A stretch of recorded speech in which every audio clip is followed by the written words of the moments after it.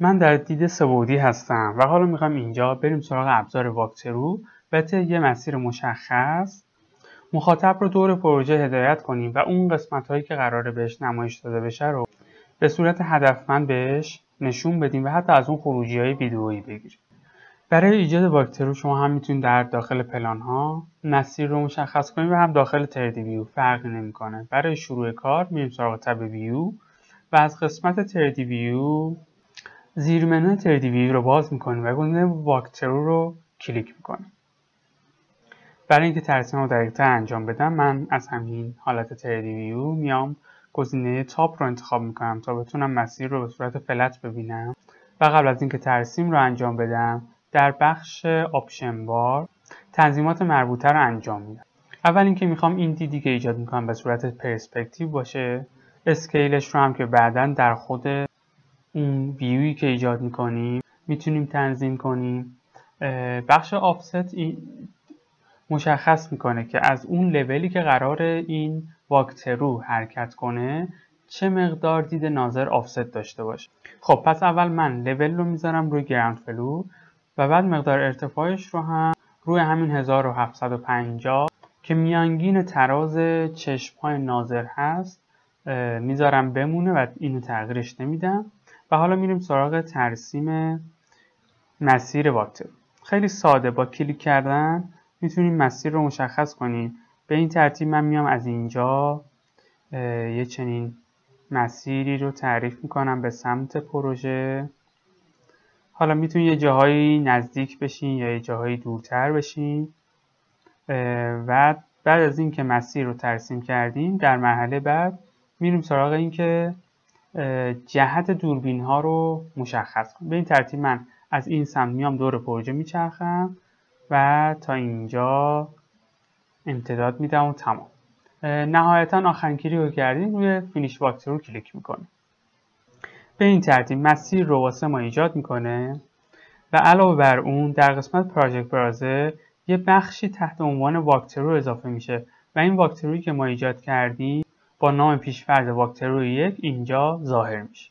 خب چون من اینجا کلیک کردم این مسیر واک‌ترو مخفی شد و چون مسیر واک‌ترو چیز فیزیکی نیست من اینجا نمیتونم پیداش کنم و انتخاب کنم. برای اینکه بتونیم پیداش کنیم و مجددا مشاهده کنیم اگر لازم بود ادیتی کنیم روی واک‌ترو از اینجا راست کلیک میکنیم و گزینه شو کامرا رو کلیک میکنیم.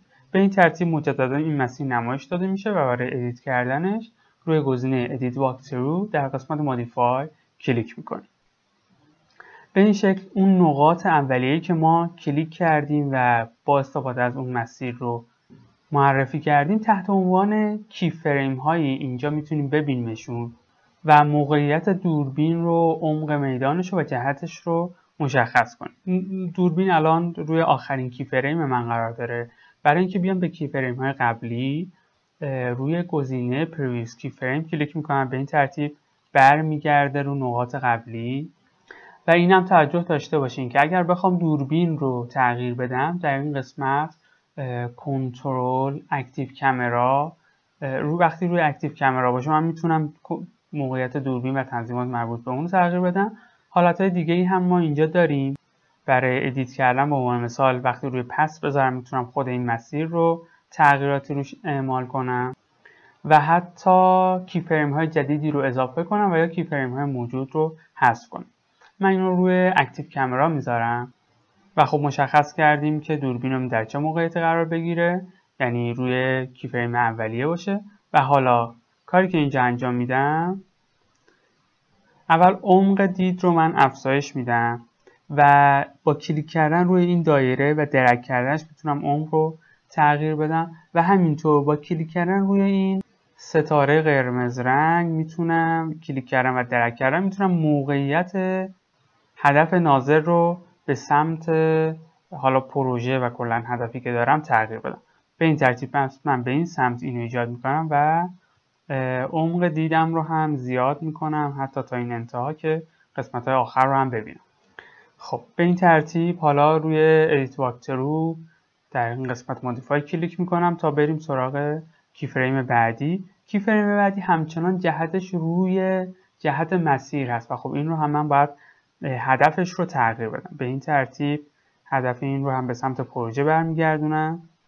دقت کنید که از این به بعد همه دوربین های ما وقتی من میرم سراغ کی فریم بعدی، عمق میدانش معادل همون عمق میدان اولیه‌ای بود که ما واسه دوربین اول تنظیم کردیم. فقط اهداف رو من میتونم به صورت جداگانه تنظیم کنم و خب طبیعیه که خود دوربین یه دوربین با ویژگی یکسان باشه، یعنی عمق میدانش یکسانه و حتی زاویه دیدش هم زاویه فیکسیه و اگر بخوام اینو تغییر بدم باید وارد خود واکترو بشم. برای اینکه دوربین رو باز کنید، یعنی اینجا که حالا من تو مسیر رو دارم توی تردیوی ایجاد میکنم، دوربین رو هم ببینم، گزینه اوپن واکترو رو کلیک میکنم. خب به این ترتیب این مدرک واکترو 1 واسه من ایجاد میشه و روی همون دوربینی که داشتم کار میکردم و اینجا هم میتونم موقعیت دوربین، یعنی جهت دوربین رو حالا جدا از این که از لحاظ ارزی میتونم جابجا کنم، از لحاظ ارتفاعی هم میتونم موقعیتش رو جابجا کنم. معادل مشابه همون کاری که ما برای تنظیم دوربین انجام میدادیم، شیفت W رو انتخاب میکنم، کلیک میکنم. خب به این ترتیب نویگیشن ویل ظاهر میشه وقتی شیفت W رو بزنم. بعد با لوک میتونم جهت ارتفاعی هدف دوربینم رو هم تنظیم کنم. علاوه بر این من یه مقدار با توجه به همین کادری که اینجا داریم و کوچکتر از حجممون هست، یه مقدار کادر رو بزرگتر میکنم تا بخشای بیشتری از حجمم داخلش قرار بگیرن. فقط دقت کنید که وقتی توی تردیوی میایم خود به خود این دوربینمون هم تغییر کرده و همونطور که میبینید یه مقداری جهتش روی بالا قرار گرفت. من WT رو به صورت همزمان، یعنی پشت سر هم تایپ میکنم تا به صورت تایل بتونم این دوتا مدرک رو کنار هم ببینم. و خب حالا اینجا کاری که میکنم، میتونم همون موقع که دارم هدف دوربین رو تنظیم میکنم و موقعیتش رو ست میکنم، به عنوان مثال من میام روی کی فریم قبلی، همینجا ارتفاعش رو هم، یعنی هدف ارتفاعیش رو هم تنظیم کنم. من توی این حالت که هستم، پس میام روی کی فریم قبلی، بعد توی این مدرک یک کلیک میکنم تا فعال بشه و بعد شیفت و W رو میزنم نویگیشن ویل ظاهر بشه و با استفاده از لوک میام جهت دوربین رو یه مقدار به سمت بالا میبرم، همچنان توی این نقطه. کلا هم میتونیم توی همین مدرک واکترو کار کنیم، یعنی برای کی فریم های بعدی هم هدف رو به صورت ارزی و هم به صورت ارتفاعی مشخص کنیم. ببینید الان من روی این مدرک که فعال هست قرار گرفتم و اینجا داره به من نشون میده که رو به این همسایگی های روبروی پروژه هستم. پس من توی همین حالت که هستم شیفت و W رو میزنم، با کلیک کردن و نگه داشتن لوک برمیگردم به سمت پروژه و همینطور کمی هم ارتفاع میدم بهش تا کل پروژه داخل کادرم قرار بگیره. به این صورت با اوکی. به همین ترتیب میریم سراغ کی فریم و کل این تنظیمات رو دونه دونه واسه هر کدوم از این کی فریم ها انجام میدیم.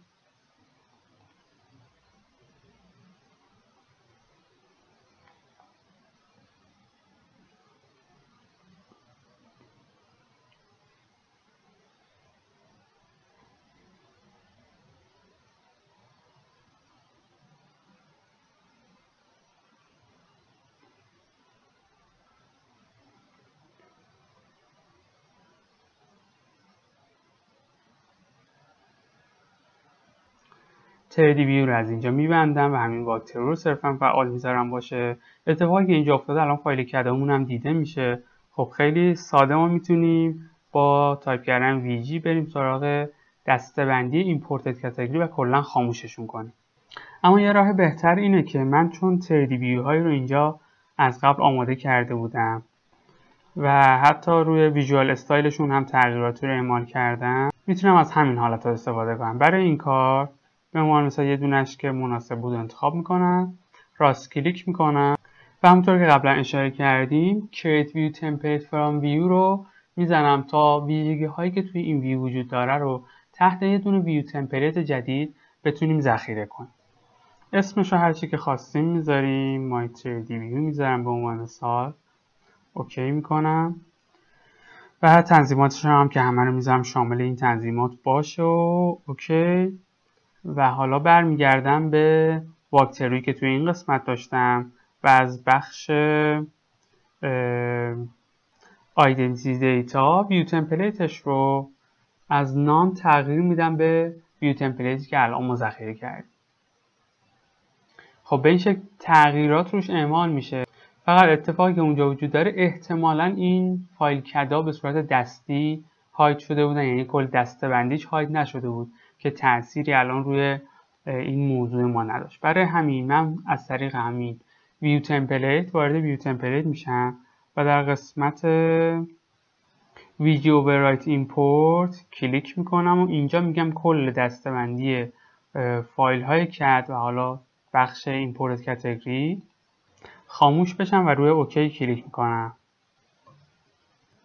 و از این به بعد اگه تنظیمات دیگه ای لازم بود که روی این ویو داشته باشم میرم پس سراغ ویو تمپلیتش. حالا برای اینکه این واکترو رو بتونیم ذخیره کنیم مثل سولار استادی ها میایم سراغ منوی فایل، اکسپورت و در بخش ایمیج اند انیمیشن روی گزینه واکترو کلیک میکنیم. تنظیماتی که اینجا داریم مشابه سولار استادی هست، خروجی‌هایی که به صورت ویدئویی از سولار استادی میگرفتیم. تمام فریم ها رو اینجا من کلیک میکنم و تنظیماتش به همون ترتیب تعداد فریم پر سکند رو میتونیم مشخص کنیم و کلش با توجه به نقاط کی فریم هایی که ما داشتیم معادل 300 فریم میشه و در مجموع 20 ثانیه طول میکشه و بقیه تنظیماتش رو قبلا بهشون اشاره کردیم. نهایتا روی گزینه اوکی کلیک میکنیم و در سیستم میتونیم ذخیرهش کنیم. درباره فرمت ها هم که قبلا اشاره کردیم که فرمت ویدئویی میتونه باشه و فرمت تصویر باشه. خب من اینجا کنسل میکنم تا یه نکته مهمی رو اینجا بهتون بگم. دقت کنید که اگر در قسمت تنظیمات مربوط به خورشید شما سامپسی رو فعال داشته باشین و روی حالت سولار استادی باشه دیگه این امکان رو ندارین. یعنی یه مقدار حالا فکر میکنم به خاطر نرم افزاری که این اتفاق میفته. این اول من روی نان میذارم تا بتونم اینو روشن کنم تا عملا بهتون نشون بدم اینو. وقتی سانستینگ رو روی سینگل دی یا مالتی دی داشته باشین، من اینجا میذارم روی مالتی دی و اوکی میکنم و حالا بخواین از واکترو خروجی بگیرین، گفتیم از منوی فایل، اکسپورت، ایمیج اند انیمیشن و اینجا میبینید حالا سولار استادی هم فعاله. در این حال من وقتی روی واکترو کلیک میکنم تعداد فریمام شد 15 و توی همین ویویی که من با واکترو ساختم صرفا میاد تأثیرات سایه رو بررسی میکنه. این نکته رو پس حتما حواستون باشه که توی این حالت یا سان رو روی لایتینگ بزنید یا روی استیل دی. من روی لایتینگ میذارم اینجا و خب تنظیمات خروجی هم که همینطوری درباره‌اش صحبت کرد. تنظیم دیگه‌ای که در این بخش لازم بهش اشاره کنم اینه که وقتی من داخل مدرک واکترو باشم و واکتروم انتخاب شده باشه، در بخش پراپرتیز میتونم تنظیماتی رو روش اعمال کنم و یکی از اون تنظیمات که ویژه واکترو هست واکترو فریم هست که اینجا میتونم تعداد واکترو و تنظیمات فریم هاش رو تغییر بدم. روی این گزینه کلیک میکنم. در بخش اول میتونم تعداد کلی توتال فریم ها رو یعنی تغییر بدم. فرض کنید من اینو بذارم روی 600 فریم. یک کلیک اینجا میکنم تا تغییراتش اعمال بشه. خب بعد روی اوکی کلیک میکنم، مجدد برمیگردم به همین تنظیمات. میبینید توتال تایم از 20 ثانیه به 40 ثانیه تغییر کرد و خب حالا اینکه فریم پر سکند هم چقدر باشه اینم تاثیر میذاره روی توتال تایم. البته هرچه فریم پر سکندمون بیشتر باشه زمان کل انیمیشنمون کوتاه‌تر. گزینه بعدی یونیفرم اسپید هست. اگر اینو من غیر فعال کنم میتونم هر کدوم از این کی فریم ها رو واسه شون یه ضریبی از سرعت رو تنظیم کنم. به عنوان مثال اگر بخواین در یه بخش از این کی فریم ها با سرعت بیشتری دوربین حرکت کنه میتونیم اینو چند برابر کنیم، مثلا 10 برابر. توی اون کی فریم دوربین خیلی سریعتر 10 برابر سریعتر حرکت میکنه. و یا اگر خواستیم برعکس یه جا یهو اسلو موشن ایجاد کنین و سرعت رو خیلی کم کنین، میتونین اینو مثلا بزنین روی نیم یا حتی 0.3 1/10 هر تعدادی که خودتون مد نظرتون. در واقع میاد این ضریب رو اعمال میکنه بر سرعت کلی دوربین من به عنوان مثال اینجا اینو میذارم روی نیم و اینتر میزنم. خود به خود این موارد تغییر میکنه، اما طول کلی انیمیشنمون تغییری نمیکنه. پس میاد چیکار میکنه؟ به عنوان مثال تو این کی فریم شماره 2 سرعت رو نصف میکنه و به همون ترتیب سرعت بقیه رو یه مقدار بیشتر میکنه تا نهایتا بازم اون انیمیشنمون 40 ثانیه بیشتر طول نکشه. خب من اینجا کی فریم 4 رو که فکر میکنم روبروی اون نمای گوشه باشه تغییر میدم سرعتش رو به 0.2 و اینم میذارم روی 1 تا اینجا اوکی میکنم و توی ادیت واکترو میرم سراغ کی فریم 4 که توی این قسمت بود. یه دونه من از کی فریم عقب‌تر اینجا پلی میکنم تا تاثیراتش رو بتونیم ببینیم.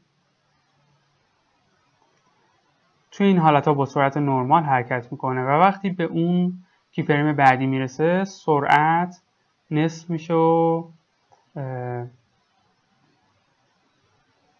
تاثیر تنظیماتی که داشتیم رو اینجا میتونیم ببینیم که سرعتش نصف شده و خب توی خروجی که به صورت ویدئویی بگیریم قطعا این مسئله خیلی واضح‌تر هست و روون‌تر اتفاق میفته.